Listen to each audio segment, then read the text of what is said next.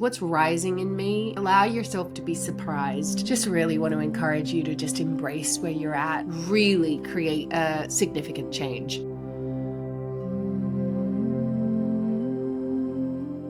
Hey, it's Rebecca. Welcome to Returning. Before we begin today, I just wanted to let you know that the Work Your Light annual visioning process is out now and available for instant download. It's a process and workbook that I've crafted over the past 8 years.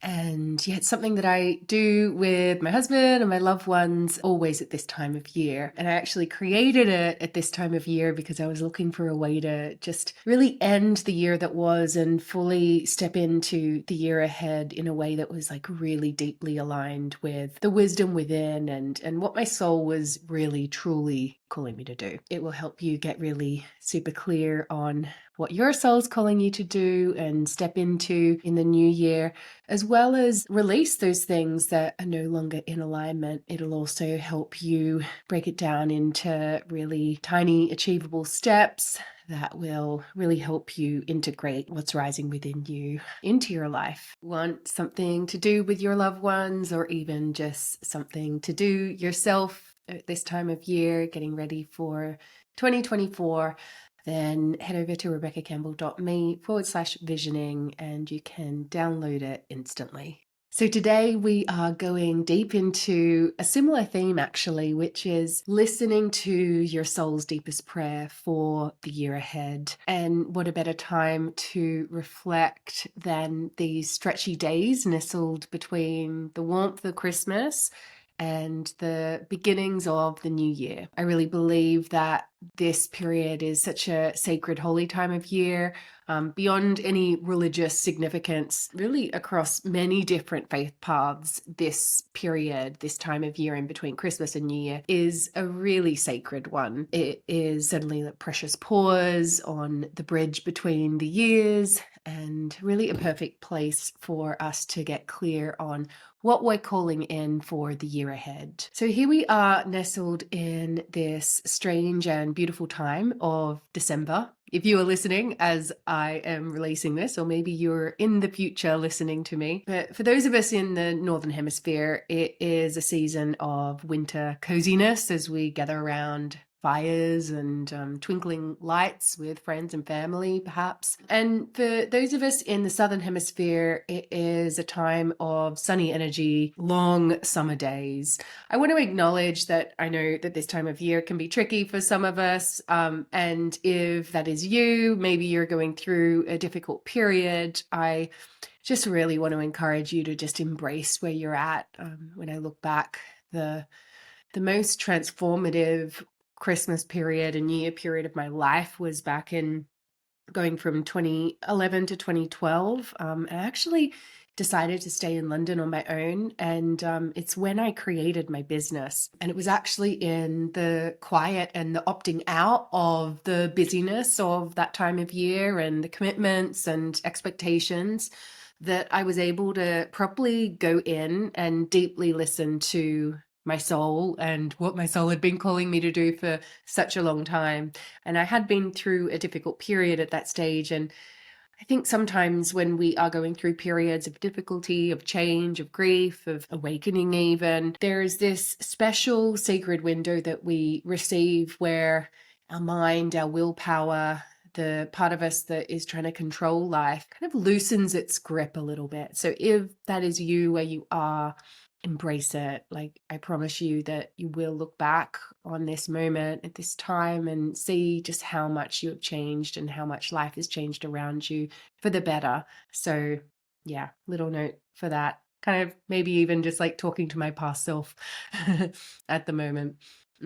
So I'm going to make it really simple for us, and that is by offering one question for us, which I'm asking the part of you that knows, the wise part of you. So maybe taking a moment to take a breath and place your hand on your heart and just tuning in and asking yourself, what is my soul most calling me to do in 2024? What is my soul most calling me to do in 2024? And as you feel into that question and live a little bit more into that answer, um, I really want to invite you to just trust what comes and allow yourself to be surprised. Really see what's new here now. Two other questions I ask myself at this time of year is what's rising in me and what's falling away? What's rising in me and what's falling away? Maybe you're a driven career person, but you're being called to slow down and be a little bit more playful.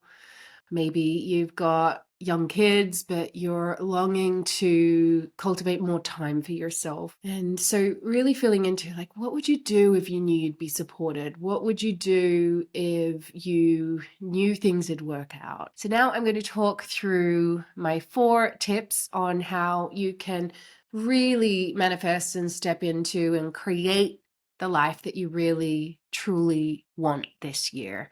The one that is really, truly calling you forth. So the first tip is close the year. So a few weeks back, I shared an episode called The End of Year Ritual That I Never Miss. So you might want to check that out.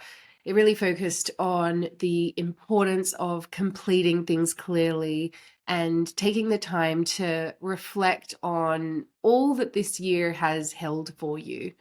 So I invite you to revisit that episode if you feel called. It's such a powerful thing to do when we take a moment to look back before we leap forward. So we're really tuning into what's rising in me and what's falling away. Because if we allow what's falling away to fall away, then we can allow and create space for what is rising within us to rise. And yeah, there's definitely more space for us to step into it. So really ending the year that was before leaping into the new one. The second tip is to stay open to the fact that frustrations can hold information for us. If you scan back over your year, the year that you've just had, perhaps considering what have been the biggest frustrations for you. So the hardest parts of your daily grind or weekly rhythm, what have been the biggest conflict points within your relationships maybe? What are the same arguments that you keep having, whether that's with other people or with yourself? Maybe you're just over commuting for work and your soul is calling for more stillness and being at home, or perhaps taking a job more locally. Maybe you yearn to have more time with your family and your soul's calling for more quality time. Maybe you want less time with your family and more time to yourself so you can have a daily practice, so you haven't had the time to do that, and so navigating that is what you're being called to do. Maybe you're feeling unfulfilled in a relationship in your life and your soul's calling for you to be seen and heard, and perhaps even allow yourself to be seen and heard in a bigger way. Maybe you're in a difficult relationship with your body and your soul is just longing for peace and acceptance, for example. Whatever it might be, all of the frustrations and irritations and even anger can often hold real insight into the powerful and subtle realignments that you can make, that you're being called to make, those things that you are being called to release in order to step into what you are being called to step into. And so I really invite you to take some time to, just allow the frustrations that have been bubbling up in this past year to be here, acknowledging them, listening to them. But yeah, I think it's most helpful, rather than writing a whole big list of all the things that frustrate you, maybe just choosing one, the one that holds the most impact in you as a focus point, so you can really create a significant change. So tip 3 is own it and share it. So once you're clear on your area of focus, the change that you want to make in your life, what you're being called to step into, find a way to articulate this for yourself in a way that's super clear. So break it down and do the work to understand it. What does it look like if you are able to see it as like you in a year's time? So you can see like the greater call, the greater change that you're being called to make, but then also break it down into little baby steps. So what changes is this asking for you to make in your day-to-day life, rather than just as something that you're being called to step into generally? You might want to consider, is there anyone that you want to or being called to tell about this change, about this thing that you're being called to step into? And what support might you need? What will help you stay accountable to actually act on this in a really tangible way? So maybe you're tired of the big commute to work, and it doesn't necessarily mean that you have to quit your job immediately, but perhaps the action you're being called to take is having a conversation with your boss or your colleagues about having more flexible working options, for example. So increasing the amount of time that you spend working from home, and like lessening down the amount of time you're spending actually in the office. It could also be reevaluating how you use your commute time, for example. So if you're just over the boring long drive, how can you bring more nourishment to it? So, are there podcasts you can listen to? Are there books or a training that you want to devote your time to? So, it's not just this wasted time that is draining for you. Maybe you want to put on some really like nourishing chanting music, for example, or do meditation on the bus and like get up a little bit earlier so you can get on the bus and actually get a seat each day, that kind of thing. Maybe you want to move to a different part of the city or the town that you live in, so you cut the commute in that way if working from home isn't possible for you. Or like, let's say you're in a difficult relationship with your body and you want to set the intention to find a better relationship, more harmony with being in your body, in your physical body. So that could come through calling in support for, I don't know, some kind of fitness training, calling in a great naturopath or functional medicine doctor or something like that. It could be through really prioritizing making the time to move your body in ways that feel really good to you. Might be finding different ways of moving your body, like gardening or swimming or dancing. So things that are like less about like going to the gym if you find that boring. Maybe it's about creating new thoughts in your mind. So changing your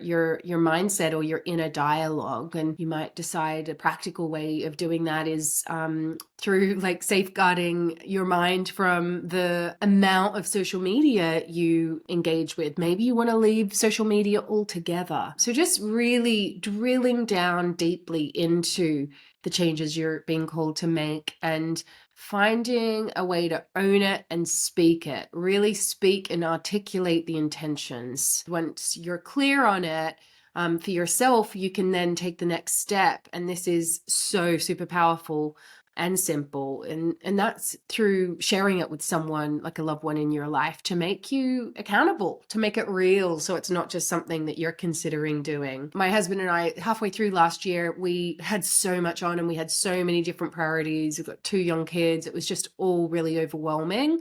And we also found that we had priorities for ourselves, but because we had 2 young kids and had just moved into a new house, we were kind of like at the bottom of the pile. And we weren't really like supporting each other in having time for ourselves in a way that was really nourishing for us, because we didn't know what the other wanted. And so our new monthly ritual is we've got these 2 different pieces of paper, 2 different colors that we just mark up with a Sharpie, and we put our 3 priorities for the month. And that's like family, work, and personal.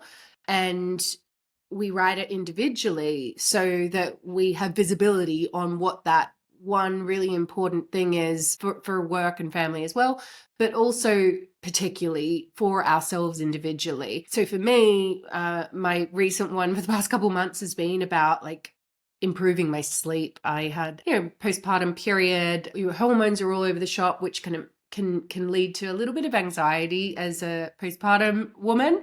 And I started noticing that, it was really impacting my sleep, and then the lack of sleep was impacting a little bit of anxiety within me. And so I made it really clear and known that like my sleep was my priority. I think my husband's was running on the athletics track, which is like so opposite to what I would do as my priority. But being able to put it up on the wall, making it visible, we were able to help each other really follow through on what our priority was. So that's another way that you can do it. And obviously, if you're not married or you're not in a relationship, like a romantic relationship, do it with a best friend, do it with your mom, do it with your kids. So just find someone who you're able to voice it to, so it helps you really own it and claim it. So the next tip, and this is my favorite, if you've ever heard me talk about baby steps, if you've ever watched this podcast, you'll know how passionate I am about embodiment, actually acting on the call, acting on the dream, acting on your heart's desire, acting on the change that you are wanting to make. If you do one thing each day, by this time next year, you will have done 365 things in that direction. I love that. Like, you literally will be a changed, transformed person if you pick one thing that you want to change and you do one baby step in that direction every day for 365 days. Even if you just did it once a week. So 52 things you will have done. You'll be a different person. So I really, really want to stress how important it is to act on the call, the change that you're being called to make. Act on that thing that's rising within you. Act on that thing that's falling away. Act on that thing that you're really being called to step into and own. And make those little acts tiny, bite-sized. The smaller the better, because the smaller they are, the smaller the better, because the smaller they are, the more likely that you will actually act on it. And a baby step can literally take 5 seconds. It doesn't have to take 5 hours. So yeah, the main thing about the baby step, acting on it, is that they need to be sustainable. So something that you can manage in your daily life. So for example, if you're being called to write a book, if that's the big thing that you're really being called to do this year, then the daily action might be to say, write 1 paragraph a day, or write for 10 minutes. Do your meditation and then write in your journal 1 page, 2 pages. Keep it really, really, really small, accessible, achievable. So I promise you, if you do these tips, you will step into what it is that your soul's being calling you to step into. I really, really encourage you to just trust the direction that you're being called in, even if it scares you, especially if it scares you, and to just break it down, own it, claim it, speak it, and then act on it. So I hope these simple tips encourage you to take the time and space to really feel into and explore what you're calling in this year. It really is a precious exercise to do, and you can do it on your own, or you can do it with others too. You can share this podcast episode and then maybe just go through each of the 4 steps. If you head to rebeccacampbell.me/podcast, you'll find the show notes. So you'll see the steps all written out there. So you can just go through with your notebook and do it. I just really, really want to encourage you to trust what your soul is calling you towards, because I believe that your soul is connected to the intelligent pulse of life, and that life is wanting to support you. And what we're doing when we're manifesting is we're creating with life. We're entering into a harmonious dance with life. So yeah, that is what I have to share with you today. Lots of encouragement. And yeah, if you would like to be supported in really visioning your year ahead in a held container, then you might want to check out the Work Your Light annual visioning process. You can download the workbook instantly, and there's a couple other options if you want to be supported through the year as well, through one-on-one coaching or just working in a group. So head over to rebeccacampbell.me/visioning, and you can see all about that, and download the workbook for you and your friends if you fancy it. You can just print it off a few different times, and maybe you can host a gathering with it as well. Thanks for returning.